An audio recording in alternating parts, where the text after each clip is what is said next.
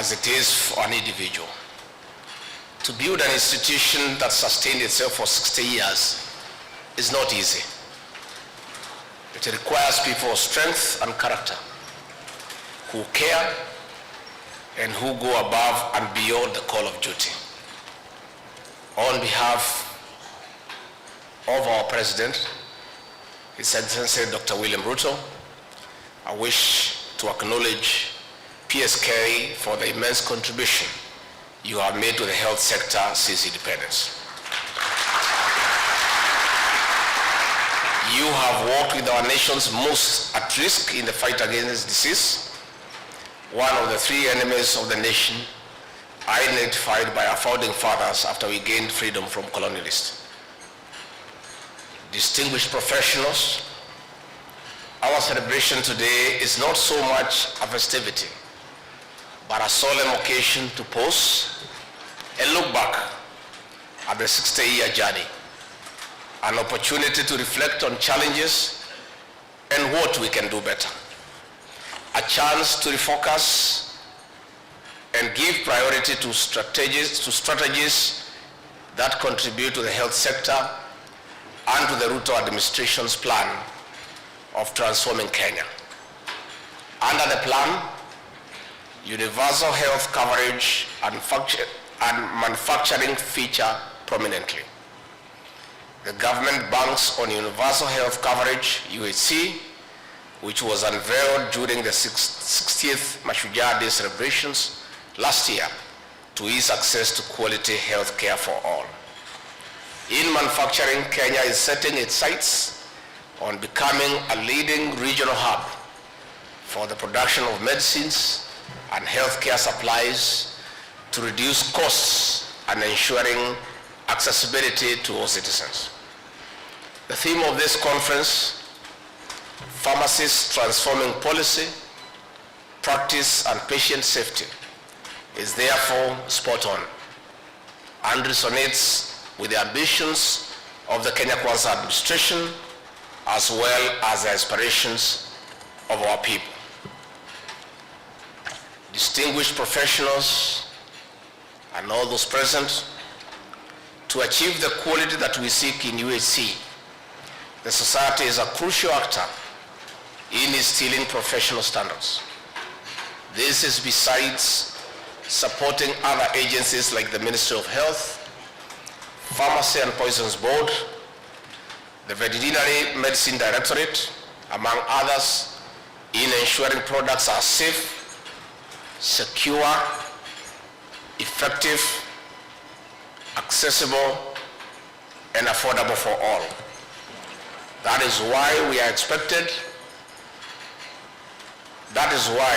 excited that among other legal and policy frameworks, PSK has ignited and sustained a robust discourse among professionals, other sector actors, and the public on the Kenya Drugs Authority Bill 2022.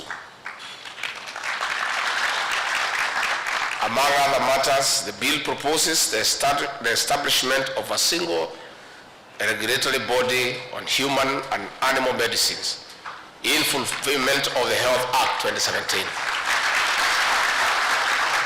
This is important as we strive to consolidate and strengthen our regulatory systems in the supply chain. Furthermore, this move will help us meet the World Health Organization's Maturity Level 3 standards of a stable, well-functioning and integrated regulation system, while similarly boosting the competitiveness of locally manufactured medicines. Distinguished professionals and participants, in this conference of global representation, we are creating and strengthening our local, regional, and international networks of addressing the menace of substandard and counterfeit drugs and other medical supplies that threaten the lives of our people. We cannot deliver universal health coverage when up to 30% of drugs are fake. We cannot spur local manufacturing when fake and counterfeit drugs are scooping up to 15 billion Kenya shillings of the market share. the Pharmacy and Poisons Board, the Veterinary Medicine Directorate, in partnership with other agencies, must protect the market to attract and boost investor confidence in manufacturing. This is through an intensive, coordinated and sustained crackdown on crooked suppliers and dealers. I hope they are not in this conference. This will drive economic growth in diverse ways. Furthermore, a vibrant manufacturing sector will reduce our dependence on imports, enhance self-reliance, besides propelling us to a net exporter of medicines, especially to our African sister states. This is how we'll take a bite of the over $2.6 trillion annual expenditure of our continent, which currently imports between 70 and 80% of medicines, with Kenya spending up to $550 million annually in importation. A strong manufacturing sector will remarkably reduce foreign currency expenditure. Additionally, this will build and fortify the supply chain resilience and reduce the negative impacts of global disruptions as witnessed during the COVID-19. Distinguished professionals and participants, the fight against fake and counterfeit drugs goes hand in hand with the war on drug abuse. Our administration has intensified the war on drugs and substance abuse, and in doing so has adopted a robust collaboration between and among state and non-state agencies. Drug abuse is rampant in our society today. Drugs are also used by our children, brothers, sisters, even our parents. The young people are, unfortunately, at the highest risk. Regrettably, some of your members, some seated here, have been complicit in this vice, facilitating the sale of controlled medicines in contravention of prescribed protocols to the youth. I urge the society members at your individual level to join us in the war on drugs. Admittedly, there are cases of pharmacists leasing out their licenses at a fee or leaving behind their licenses to running pharmacies and chemists.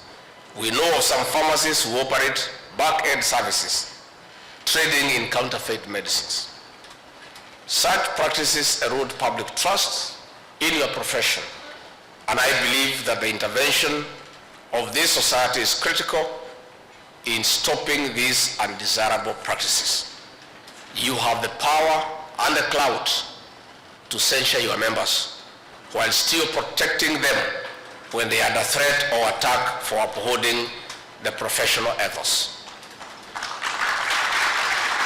This delicate balance serves as the greatest test of professional body identity.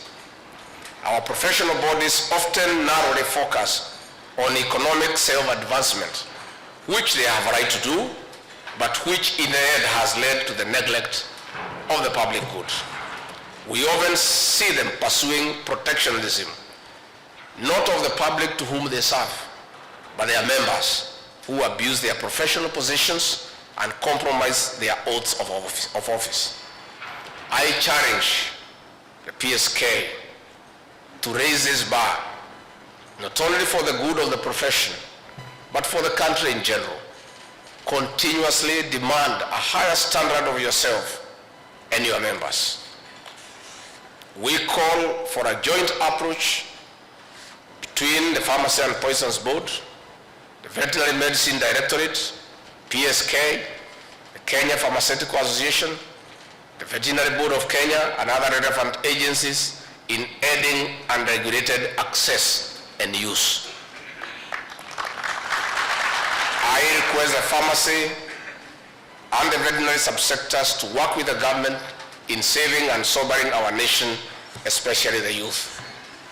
Distinguished professionals and participants, in conclusion, let me again underscore the importance of professional bodies in achieving national aspirations and the Vision 2030 and the Ruto administration's plan for a better and prosperous Kenya. I believe this conference provides a good opportunity for you to engage and deliberate on various futuristic topics on a national, regional, and indeed a global focus. I wish you fruitful deliberations and looking forward to actionable outputs of this conference that will transform the health sector. I now declare the International Scientific Conference 2024 officially open.